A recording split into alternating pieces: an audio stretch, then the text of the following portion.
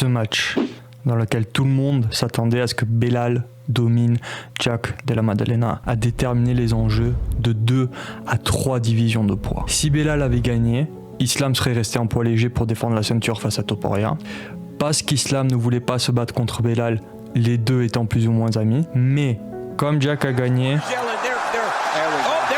Makhachev monte en poids welter lui faire face pour s'accaparer la ceinture. Ce qui laisse en jeu la ceinture poids léger dans un match entre Charles Oliveira et Ilia Topuria. Ce dernier étant mon pick perso pour le trophée du meilleur combattant de 2024.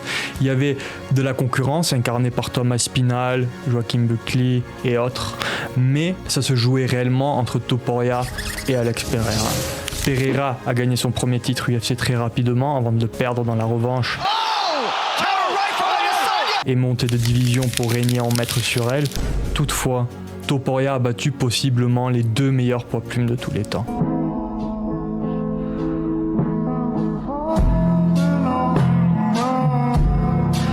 Le trophée a été décerné à Pereira, certainement méritant lui aussi, mais le Matador s'est affirmé comme un des meilleurs combattants actuels, a mis l'Espagne sur la map MMA et est devenu une superstar. Comme Mohamed Ali, qui est arrivé dans la boxe avec confiance, voire arrogance, l'esprit et les insultes en plus du jeu propre, Conor McGregor est parmi les premiers à avoir ramené ça dans l'UFC. Comme un coup de tonnerre, ça a laissé un vide quand il est parti. Alors, en poids plume a émergé l'ère de Volkanovski et Holloway qui se disputaient entre eux le statut du meilleur poids plume de tous les temps. Avec la discussion même d'un 4e combat entre Volk et Holloway, parce que malgré les 3 victoires du premier, un match a été officieusement attribué à Holloway, il y avait besoin d'un peu de renouveau quand est arrivé Topuria. Et, dès les premiers combats, on pouvait observer sa contenance extraordinaire. Ce qui est marrant, c'est que si on observe l'évolution de Topuria, maintenant connu pour le fait d'avoir mis KO 2 des meilleurs poids plumes de tous les temps pour nous faire poser la question de ce qu'il en est de son statut à lui, déjà, au début, il se reposait davantage sur sa lutte. Avant d'entrer à l'UFC, il n'avait qu'un KO à son actif et ses matchs étaient beaucoup plus centrés autour du grappling. En vérité, il commençait à peine à employer cette boxe qui est chose première quand on pense à lui aujourd'hui. C'est en entrant à l'UFC que d'un coup, il commence à mettre KO tout le monde. Et, ce faisant, il a grimpé les rangs jusqu'à conquérir le titre et mettre KO les 2 meilleurs de la division pour devenir une superstar internationale. He went and he knocked out Max Holloway. That doesn't happen. You don't knock out Max Holloway. He knocked out Volkanovski. You don't do those things back to back. Suite au départ de Conor, il semble avoir pris la relève avec 2-0 contre des GOATs en poids plume. Conor ayant une victoire face à Holloway et José Aldo, Topuria face à Volkanovski et Holloway. Possiblement une meilleure victoire sur Holloway, sachant qu'il est devenu qui il est, un des meilleurs combattants poids plume après son match face à Conor. En vrai, Topuria, du moins en apparence, a tout pour lui.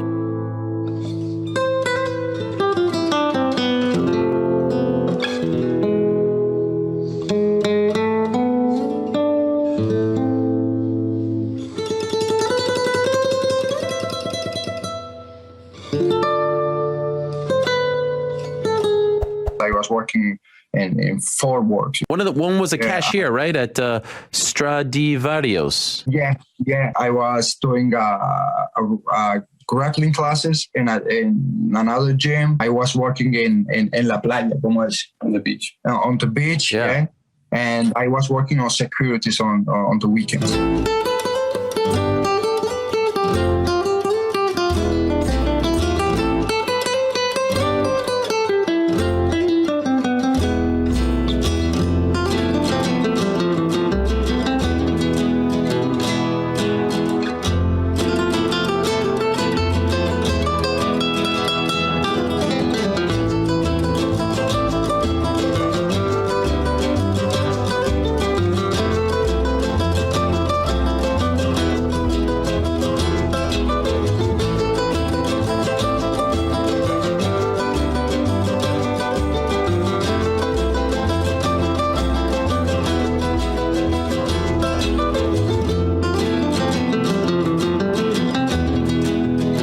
a déboulé dans l'UFC avec une attitude à la Conor. Il a la confiance, mais pas forcément les traits d'esprit. Toutefois, ça se voit qu'il a certainement été inspiré par lui. I already know what's going to happen. Yo y mucha gente que yo conozco quería seguir sus pasos porque era un ejemplo de la fe, de que todo se puede conseguir, de trabajo, de constancia, del esfuerzo. Sí lo ha perdido, porque ha traicionado los valores que le han llevado hasta ahí.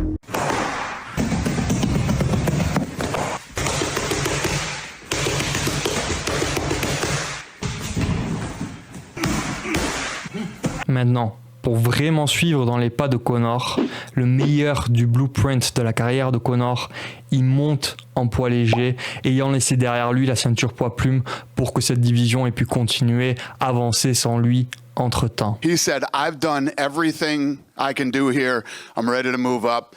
And he vacated it. He said, I shouldn't be holding up anybody's opportunities, and I respect when guys do that. Perso, je pense que c'est une manœuvre calculée pour s'attirer encore plus le respect et l'admiration des fans qui ont incessamment complimenté Jiří Procházka quand celui-ci a abdiqué sa ceinture sans en faire tout un plat suite à sa blessure, n'obligeant ainsi pas les concurrents à se battre pour une ceinture intérimaire pendant que lui profite des avantages financiers d'être champion en titre. Et il est possible aussi qu'avant de monter, on lui a assuré qu'ils se battent pour le titre. I walk around 80, 82. That was the hardest part of my training, of the fight game for me. I wasn't enjoying at all the last couple of fights that I had. My dream is to become a world champion. I want to end up this chapter that I started in 145, and now it's time to really enjoy it. La division poids léger est devenue très récemment une division de vieux loups qui se font face entre eux sans vraiment laisser l'espace à d'autres d'entrer dans le haut de la division sur laquelle règne de manière suprême Islam Makhachev. Mais poids léger a été la division, je dirais, la plus chaude de l'UFC depuis l'ère des poids lourds légers. D'abord, en premier, il y avait l'ère des poids lourds légers, puis celle des poids légers, mais très récemment, je dirais suite à la victoire de Makhachev sur Volkanovski et la tentative de poids loupé de Tsarukyan, elle semble avoir perdu un petit peu d'élan. Topuria est un étudiant du game. Il faut certainement être obsédé, au minimum travailleur, pour en arriver à son niveau. Il est certain qu'il réfléchisse son jeu au niveau des combats, mais aussi au niveau de sa carrière. Et son plan, finalement, est assez simple, direct, aussi simple, direct que confiant. Il veut les plus gros scalps que l'UFC a à offrir dans les divisions de poids qui lui sont accessibles. Avant de monter de poids même, il a préparé le terrain. Il a quelques conflits qui l'opposent à de gros noms en poids léger, notamment le plus gros, celui qui préside actuellement la liste pound for pound, Islam Makhachev. Et un autre conflit, peut-être moins si l'on veut, mais qui le positionne bien aussi, c'est son conflit avec la superstar avant l'heure, Paddy Pimblett, qui vient de gagner de manière convaincante son premier combat important au niveau de la division face à Chandler. À l'heure d'aujourd'hui, les trois plus gros combats à faire sont Dricus du Plessis versus Khamzat Chimaev, John Jones versus Thomas Spinal et Ilia Topuria versus Islam Makhachev. Mais quand tous veulent voir Islam s'affronter, Islam a d'autres plans. La première fois que j'ai entendu parler d'Islam, je ne le voyais pas de bon oeil parce qu'on a rapidement commencé à parler de lui en tant que Khabib 2.0, sans doute en raison du projet déjà établi du père de Khabib qui voulait qu'Islam reprenne la ceinture quand Khabib s'arrête. Mais j'étais sceptique, je le suis toujours quelque peu. Khabib est très bon, pour moi un des combattants qui devrait être évoqué davantage dans la discussion des meilleurs de tous les temps, même si c'est difficile de le lui accorder parce qu'il n'a pas beaucoup de défense de titre. Donc, à mes yeux, la comparaison à Khabib a desservi Islam Makhachev, m'a fait douter de lui, me fait douter de lui. Ce n'est pas de sa faute, ce n'est pas lui qui a commencé ceci, mais ça me laisse un goût amer en bouche. À mon avis, Khabib est le meilleur poids léger de tous les temps, pas Islam. Il n'en reste pas moins que depuis qu'il a saisi le titre, Islam domine avec de très bonnes défenses face à des adversaires de qualité, ce qui à la fois en dit long sur la compétence d'Islam, mais soulève une question personnelle intéressante. Qu'est-ce qu'Islam peut faire à mes yeux? Il est bien considéré même sur la liste pound for pound qui préside, pour qu'il se prouve digne de sa réputation. Se battre à nouveau contre quelqu'un qu'il a déjà battu en poids léger, comme Tsarukyan, ça prouve beaucoup en tant que qualité de champion, mais ce n'est pas un nouveau grand nom à ajouter sur la liste. John Jones fait la méthode inverse et est critiqué pour, mais il a ajouté en passant un nom comme celui de Miocic à son résumé et ça fait de l'effet, même si Miocic avait presque déjà pris sa retraite. Topuria, non seulement est un des plus grands noms de l'UFC aujourd'hui, mais certains pensent même que c'est le meilleur combattant actuel dans l'UFC. Ce serait un très beau trophée à ajouter à sa collection. Mais Islam ne veut pas. La critique la plus répandue sur les défenses de titre d'Islam, c'est que ces 2 défenses contre Volkanovski sont contre un poids plume qui monte de division pour lui faire face. À l'époque, certainement pour le premier match, tout le monde voulait voir ces 2 s'affronter et lui tenir rigueur de cette combattue contre Volk, quand autrement on lui aurait dit qu'il cherchait à l'éviter, paraît injuste, mais certains lui en tiennent rigueur. Quand Topuria présente à nouveau ce même cas de figure, Topuria est le plus gros combat pour Makhachev, mais sachant que Topuria a émergé en poids plume, Makhachev suggère qu'une victoire face à lui ne va peut-être pas bien mûrir. Topuria qui, après une montée en poids léger, ne serait peut-être pas capable des mêmes performances face à des plus gros adversaires. Toutefois, tout ceci paraît un peu ironique quand on considère qu'en conséquence, Islam veut donc monter lui-même de division de poids en poids welter. Il veut monter en poids welter pour affronter Jack Della Maddalena pour s'accaparer la ceinture, et son excuse comme quoi Topuria n'a pas de victoire en poids léger et n'est donc pas à considérer, qu'il n'est pas légitime quand il y a une victoire dans l'UFC en poids léger et Islam n'en a pas en poids welter, illégitime cette excuse. Islam dit qu'il a fait face à tous les sérieux contenders en poids léger, à tout le top, et qu'Iliad n'en a pas fait autant quand Ilia est le plus gros match à prendre pour Islam, qu'Ilia a battu Volk et Holloway, Movsar étant le seul autre combattant menaçant restant mais pas du tout du même statut, et ça donne juste d'autant plus de sens au match. Islam peut affronter Ilia peut affronter Mozart, les 2 ne se valent pas. Islam dit qu'il en a marre de faire face à des poids plumes qui montent parce qu'on le critiquera pour par la suite, mais sa victoire contre Volk était pour présider le top du pound for pound. C'était un combat avec beaucoup de mérite et sa victoire sur Volk va vieillir comme du bon vin, d'autant plus que Volk a déjà reconquis la ceinture poids plume laissée par Ilia. Quoi qu'il en soit, Islam va se battre contre Jack pour la ceinture welter, en conséquence de quoi Ilia va se battre contre Charles pour la ceinture poids léger. L'UFC ces derniers temps semble avoir du mal à faire les plus gros combats quand c'était justement leur force. Comme ils disent, il faut battre le fer pendant qu'il est chaud parce qu'on sait jamais si l'opportunité se représentera, si les circonstances seront à nouveau propices. Mais si Ilia gagne son combat, si même les 2 gagnent, Islam et Ilia, le match pourrait être encore plus énorme qu'il ne l'est déjà. Vraiment rivaliser avec le haut du tableau des combats les plus lucratifs de tous les temps, un combat historique. Entre-temps, toutefois, il faut déjà qu'Ilia gagne face à Charles. Si Topuria est un des meilleurs combattants dans l'UFC, qui le prouve après tout, au niveau des cotes, Topuria est favori, mais ce n'est pas un match facile. Il fait face à un autre tueur, un autre finisher, un autre combattant qui a la contenance d'un champion parce qu'il l'a déjà été. Charles Oliveira est maintenant habitué au plus haut niveau, sait gérer les pressions d'un gros match. On l'a vu face à Dariush où c'était une claire différence. Charles Oliveira ne va pas dépenser toute son énergie mentale à s'inquiéter, ne va pas dépenser son énergie d'entame de match, mais c'est le gérer et sait qu'il a une chance n'importe le round. Quand Topuria monte de division, qu'on ne sait pas si sa puissance va transférer, s'il sera aussi létal. Charles est un de ces combattants qui a été dans l'UFC quasi toute sa vie. Comme Holloway, Poirier, c'est des gars qui se battent depuis plus longtemps que je ne regarde l'UFC.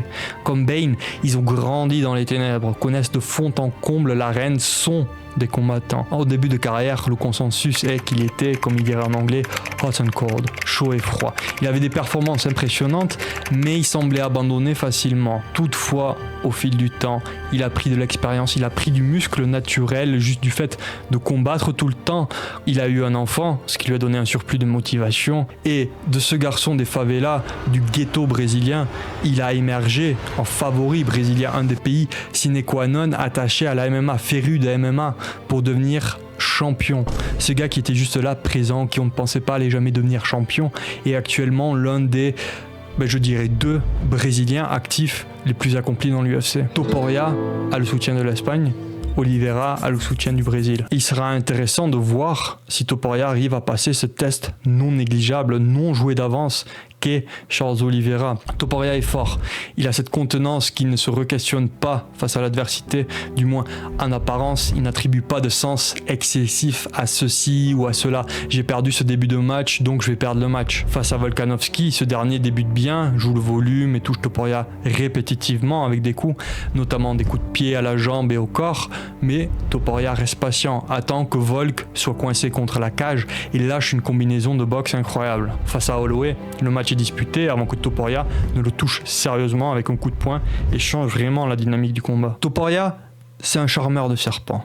Il avance calmement, des feintes de changement de niveau pour partir en lutte et ou des feintes de coups pour faire réagir l'adversaire. Ces feintes de changement de niveau sont de vraies menaces parce qu'il est si fort en lutte, à cette base gréco-romaine et est capable de finir le combat au sol, ceci étant même ce à quoi il était le plus fort en début de carrière, ce qui lui permettait de contrôler ses combats dans ses premiers matchs quand il était plus anxieux, moins apte à garder son calme.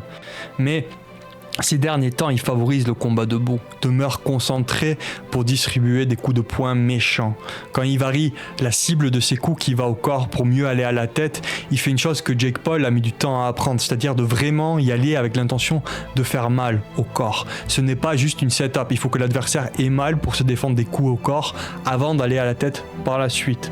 Topuria fait ceci tout en gardant son équilibre, ce qui est fort, en mode Terence Crawford.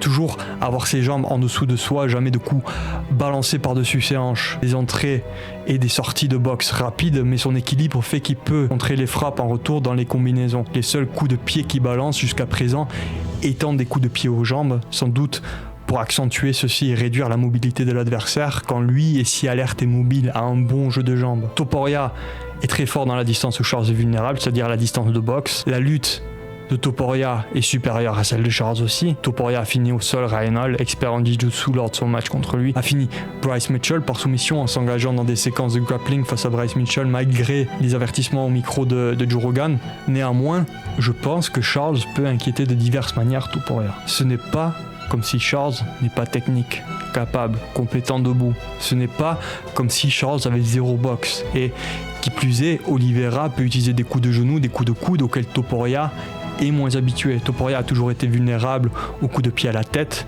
face aux lutteurs, plus généralement le front kick, parce qu'il reste bas sur ses appuis pour contrer la lutte au cas où, puis plus généralement le coup de pied gauche à la tête. Plusieurs fois dans sa carrière, il s'est fait mettre en danger par ce coup. Un coup que Charles peut certainement exécuter de manière experte avec son Muay Thai dans la distance mi-moyenne, la distance kickboxing.